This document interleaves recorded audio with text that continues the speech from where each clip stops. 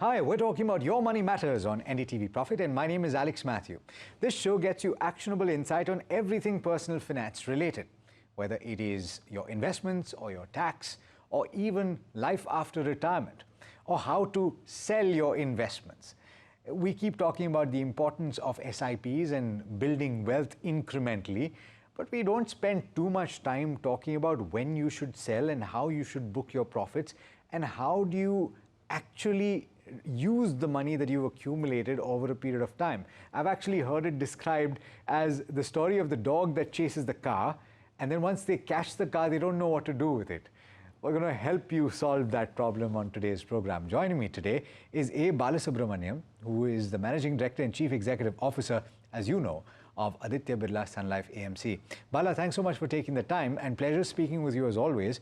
Do you think that this is one issue that I think a lot of investors face with, but do you agree with that, is that they agree with the idea of building wealth over a long period of time, but they don't know what to do with it once they've accumulated that wealth? So I think I presume we have reached that level of worrying about how to spend this money. What you are saying, that's a good outcome to have, definitely.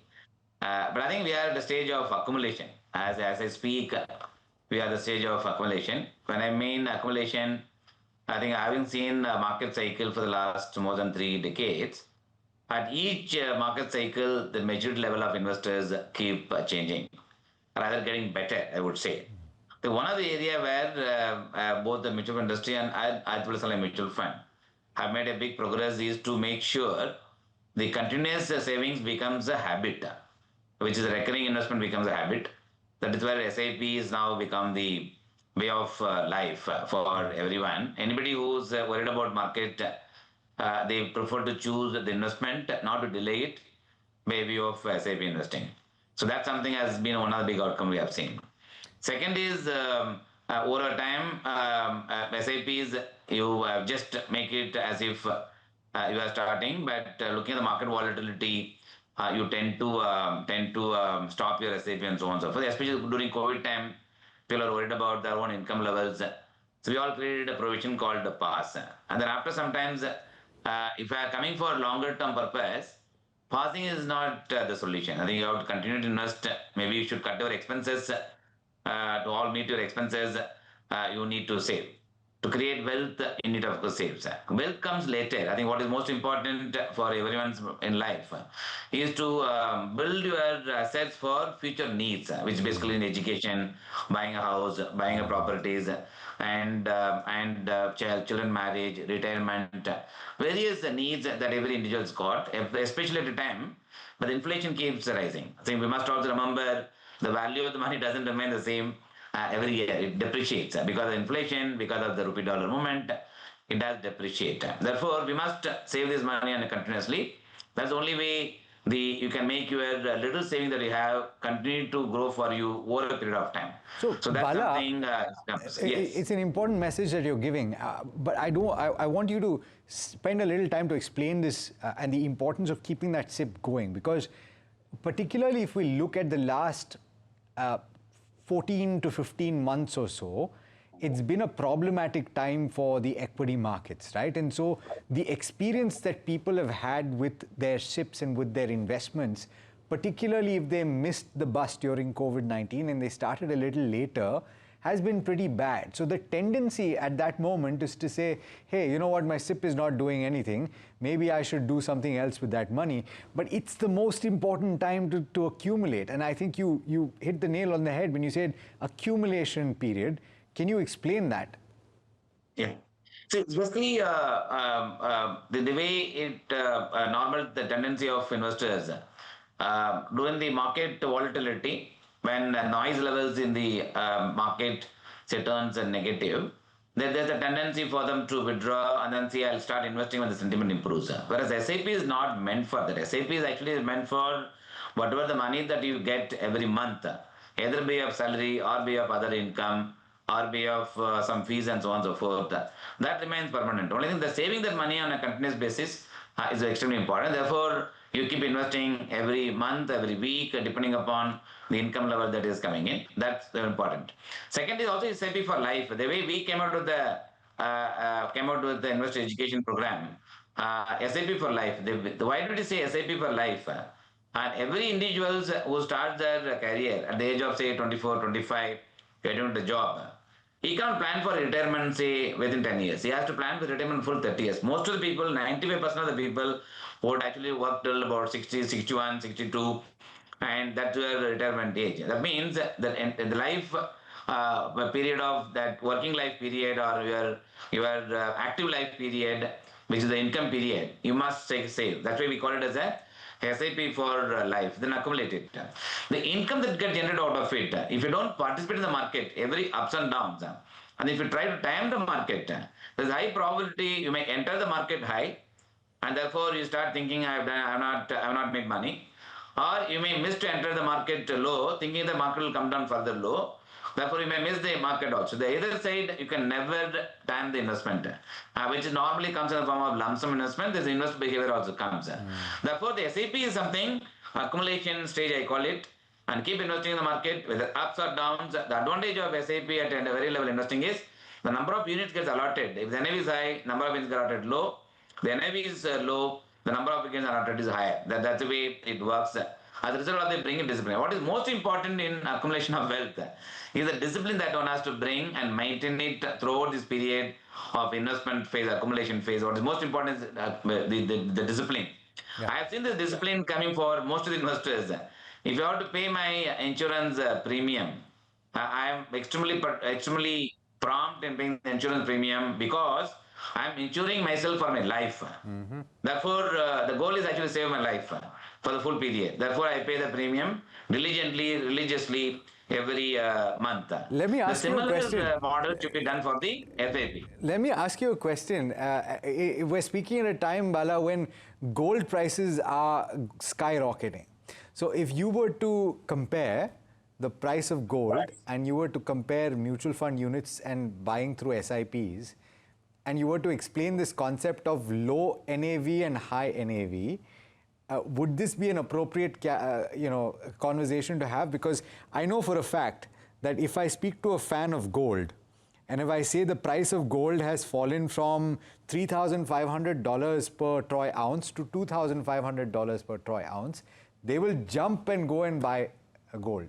Is that a fair comparison to make? I think from a concept point of view, it's a fair comparison to make, because the concept remains the same as long as the assets can produce return over time. And whether it is an equity assets, whether it is gold assets, whether it is a silver asset, or even fixed income assets, even the liquid fund kind of assets. I think what is most important in the savings, irrespective of whichever assets class you take, is keep investing at every point of time. There will be a period you may end up buying the instrument at highest possible price, and you may also end up buying at the lowest possible price. But unless you keep investing throughout the cycle, you will never be able to get this investment. I think what is most important is about catching the price moment. I think most important actually, save this money on a continuous interval so that you, otherwise normally what happens is the way we coined our SIP for life, everyone has got monthly needs that comes. I think especially the monthly needs remain the same whether you are retired, non-retired. It doesn't differentiate. Work life, you have so much expenses. Post working life, you have so much of expenses. Expenses remain same. Your recurring expenses. In order to meet the recurring expenses, you must save first. Unless you save, how do you ensure that you are able to meet your expenses post certain period of time, which also would come from by your withdrawals. So that is the way I think one should do it. Whether it is gold, whether it is silver, whether it is equity asset class, the concept remains the same from accumulation point of view. Only thing you have to choose an asset which earns return. That's the reason why we always say fixed income and hybrid asset class, multi-asset class fund, or maybe the actively managed equity funds, even for the mental index funds, or even gold is something we keep saying that we must accumulate to the SIP. The reason we are doing is by bringing the discipline, you keep investing, month after month, as long as you can afford to spare that money for the investment. That's why you have to plan it. Then once the accumulation gets over, The accumulated amount, when you look at the value of the assets over a period of time, that is how the power of compounding comes. If I'm able to compound the assets, a simple formula is there, right? 70 divided by the return that you generate is the doubling of your money. Yeah. So normally a doubling of our money happens ranging from 7 years on the lowest to on the highest side, to the lowest is about 3.5 years, depending upon what return they generate. But that you'll be able to capture it, experience it, and realize it, and will also help in realizing the dream that every individual has got in the country by staying invested in SIP at a regular interval continuously. Yeah. So that's the way it is. So that's why even when we look at SIP for life, we also given another provision called withdrawal.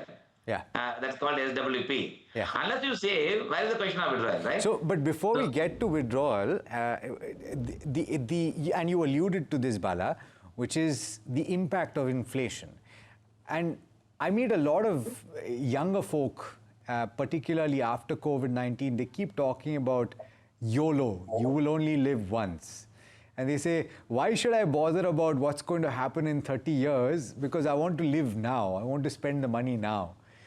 How is it, according to you, that we should communicate that it's important to also take care of what will happen 30 years from now?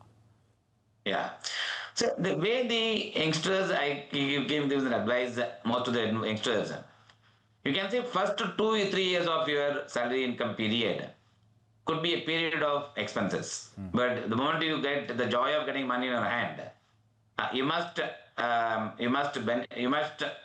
enjoy that benefit that's coming to you by way of spending, which is initial first 1 or 2 years. You don't need to plan for your future. You have to actually start spending the money to either on clothes or on good the goods for households and so on and so forth. First 2-3 years, I would probably say is a spending period, and you'll not be able to actually think about savings.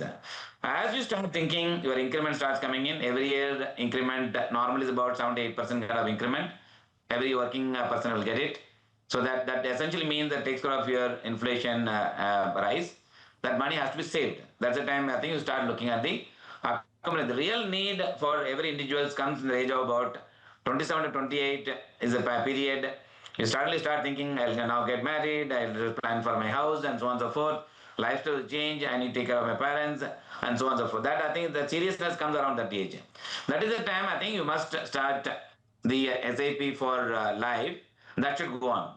So the reason I talked about SWP in the past, I think while the people the age of say 40 to 50 can also do for say 10-year SIP, and knowing very well the age of say 60 I'll retire, I must create some kind of corpus which can be used as a source of tapping to meet my expenses. That time we should not struggle.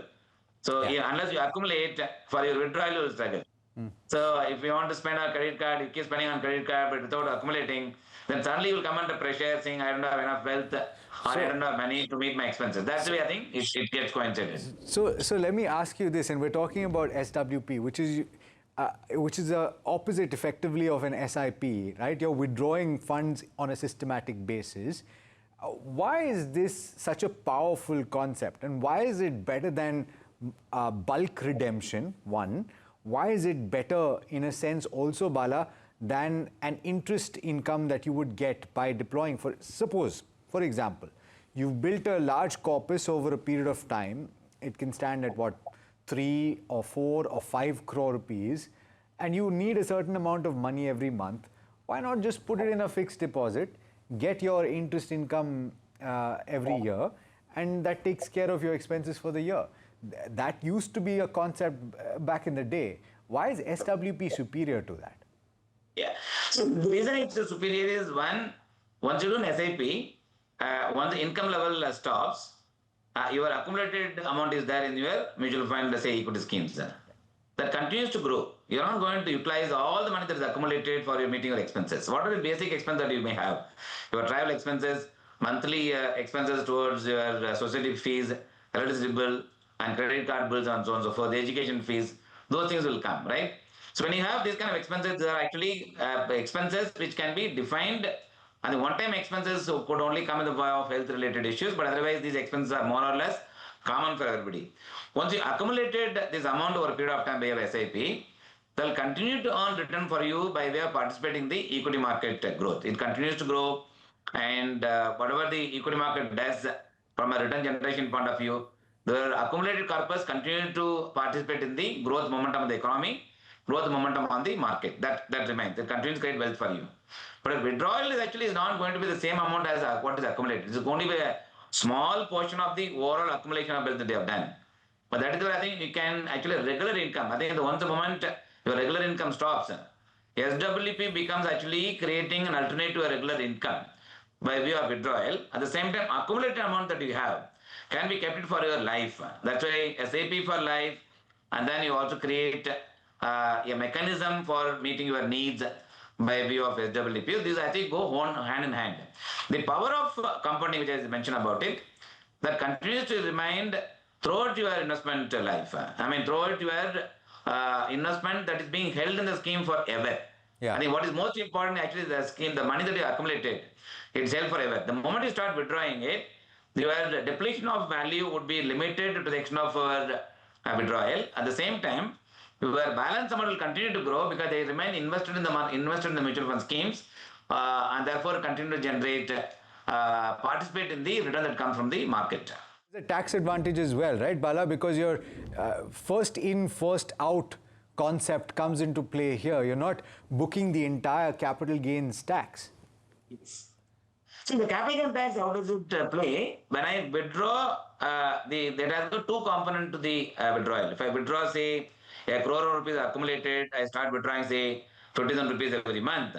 The 50,000 rupees will have two components to it. One is the principal component, which could be roughly about 75 to 80% will be the principal component, 20% will be the income component, or maybe the capital gain component, whichever way you take it. Capital gain we can say.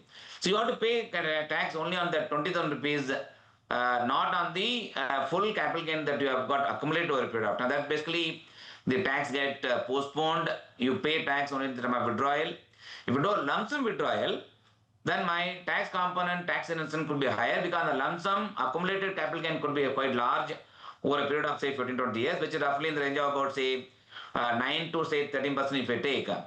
On the lump sum withdrawal, the entire income comes to your account, and therefore you have to pay tax. If you have a systematic withdrawal, you have to withdraw amount only to the extent whatever the component that there. Your tax innocence could also be lower. And then it continue to enjoy the benefit of staying in the market for long term. I think what is most advocated in the investment world, timing in the market is more important than the timing in the market. Time in the market is more important than the time in the market. It actually ties with that concept. So, Bala, of course, we've discussed such a powerful concept, but is there an example that you can provide us with? Some of your schemes have been running for more than 2 decades. In fact, some of the longest schemes in the industry currently. Yes. See, one such example I can take, Alex. We have a fund which is a FlexiCap fund, which has got more than 25 years of track record, which has given XIR return of close to about 19%. Just imagine a scenario that somebody has invested 10,000 rupees by of SAP for about 25 years. The current value of the investment would be roughly about 5.1 crores, somewhere close to the number 5 crores kind of accumulated or got. But assuming a scenario that 5 crores investment, you start investing in low duration fund because post accumulation stage, you want to play a little safe for the money to be deployed in a fund which has got some bit of regular income, which is like a low duration fund. And then withdraw that money every month. You have a requirement of say 90,000 rupees of requirement that you have, roughly about close to a lakh of rupees. And then keep withdrawing. That means in a year, even after withdrawing, you will be still left with anywhere around 5.2 crores, which will actually last you for about another 48 years for you to withstand that 90,000 rupees of withdrawal. So that's the power it comes. The accumulation stage gives you your money to multiply in the range of anywhere between 16% to 19% kind of range. For example, I gave our own fund 19%, but 19% is not something should be taken as something which is permanent. But having said that, the experience that investors got it, that's a kind of power that we must understand. Salary, SIP for life, is how it can benefit. At the same time, how it can also help you in the future for your regular withdrawal to meet your regular expenses. And still you'll be left with a lot of money, which can come for not only for your generation, even for next generation. Yeah, that's a very good point. Bala, I think just that 19% figure over 25 years is something to take, because even during that time frame of 25 years, we've seen so much. We've seen the dot-com bust, we've seen the 2008 financial crisis, we've seen a currency crisis, we've seen COVID-19, and all of those periods have seen crashes. But an SIP throughout has created that kind of wealth at 19%. XIRR, or internal rate of return, which is incredible. Bala, thanks so much for taking the time. Absolute pleasure speaking with you as always. Yeah, thank you. Thank you, Alex.